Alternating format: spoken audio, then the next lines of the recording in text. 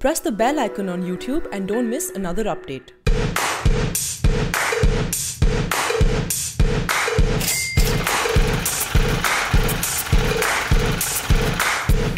Hello and welcome to Elanomics. We have noted economist Ela Patnaik with us. She is also a contributor with ThePrint. Today we are going to discuss the business cycle conditions with Ela. To begin with, Ela, if you could just explain to our viewers what exactly this means, business cycle conditions. It's for most of us, it's just a jargon. If you could just explain what this means. So typically an economy expands and contracts. Now what happens in emerging economies like ours is that there are periods when the growth becomes rapid and then there are periods when growth slows down.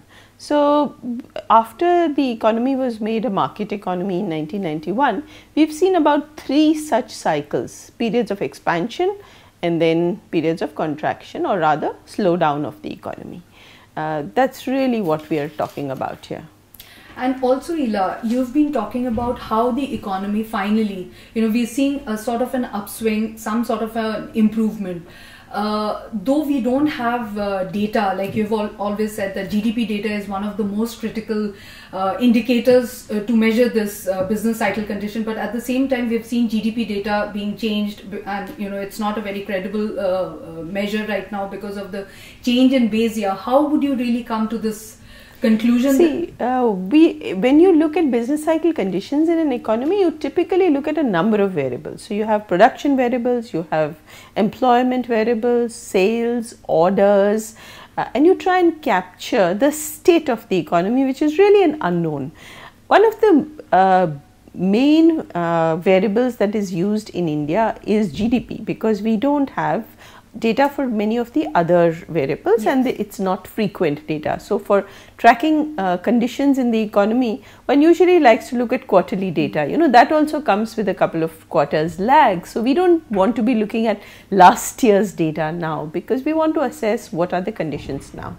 Now the problem with the Indian data is that the GDP series were rebased, and a new measurement and a new definition was put in place from 11-12 onwards, and now this series is not comparable with the previous GDP series, which was used to track business cycles.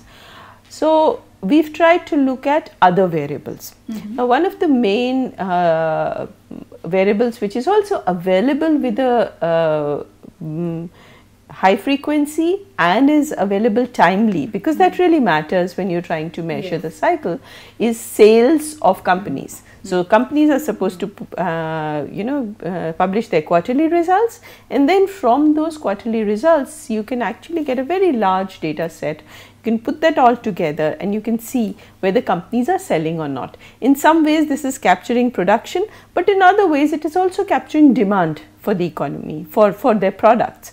So yes, of course there are other things. There are imports, there are exports.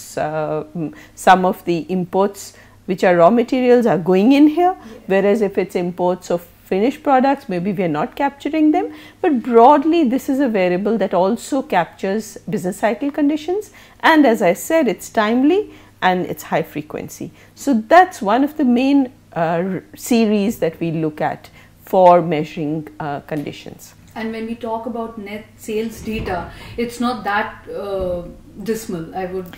Oh, yeah. We've been looking at sales of all the companies. We are using the CMI Prowess database.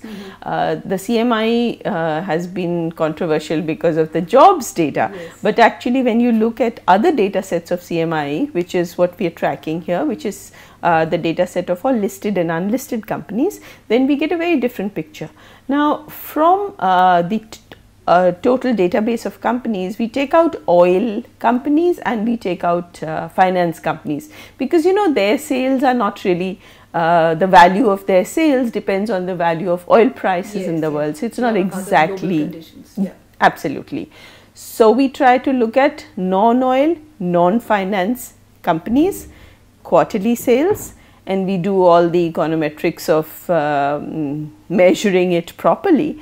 And what we are seeing now is that after 11-12 actually growth had slowed down, growth of sales had slowed down, and there was a very long period when growth did not pick up.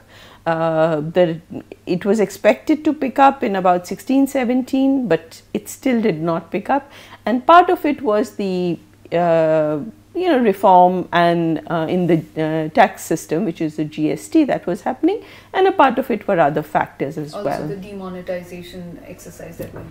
Yeah, so the demonetisation exercise and GST disrupted conditions in the economy.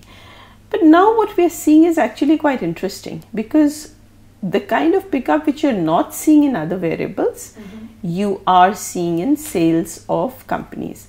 What it reflects is the not just pickup in the economy, but I believe the increasing formalization of the economy. And that was the intent of GST. Yes. That after GST, while the jobs data tells you more about informal sector, the CMI household jobs data tells you more about informal sector, whereas the EPFO data tells you about formal sector. So the growth of sales of companies which are in the formal sector, as well as employment in the formal sector, which is from a different data source, telling us one story, and that is the story of a stabilizing GST regime within which we have started seeing an improvement. So I think that the formal sector will continue to go up, to swing up, whereas the rest of the economy, which is the informal sector, would be shrinking after this change, and that's what we are seeing reflected in the data now. So would you say that the teething problems that we saw after the implementation of the GST and of course the demonetization, the impact, so would you say that's all over? I mean, we are past the teething problems? Nothing is ever all over. I would say that the big problems seem to be getting over, otherwise we would not have seen the upswing that we are seeing in the data. You can point to the graph you can look at the graph in the column that I have this week, and you'll see that yes, there is an improvement, but of course I think it will take time for things to stabilize. I think it will also take time for the shift from the informal to the formal happen. It's an economy in transition. Absolutely. Yeah. So it will take us time, but yes, it has started happening, and I think that's good news. I mean, after a long dismal period of seeing sales being flat and wondering when they would start to pick up, we usually wait for 2-3 quarters before saying that now they're picking up, because it shouldn't just be a blip. But now I think I can finally confidently say that our measures are showing an improvement. One last question, Ela. We have had lots of controversies on data and data culling. We've seen NSSO data, CSO data, and a lot of it has been changed or not been formalized. Now, where are we, considering that the jobs data, then the GDP data, all these data have been conflicting, and finally we haven't had any formalization of these data, especially the jobs data? You see, it was an attempt to start doing a household survey for jobs data, the way CMI does. And one is not fully aware of what those problems were, because that controversy, while we do know that the data hasn't come out, but we don't know what exactly were the issues and how good was it and how bad was it. See, jobs data has been a problem for many years. It's a problem that has not been addressed. We used to have these NSSO 5-year surveys, sample surveys, which were really not what the country should be doing to providing jobs data. So I don't know whether the first attempt failed and why it failed, but I think we really have to keep trying harder and to improve the quality of data that we are producing. Sometimes when you try something new or you change your definition, then yes, there are problems with it. So let's just hope that governments, official data that the country produces only becomes better and better, and attempts are made to improve it, and it's credible. It's very important that to have credible data series. So thank you, Ela. Thank you for your inputs on business cycle conditions, and finally maybe there will be some good news. Continue watching our YouTube channel and continue watching Elanomics.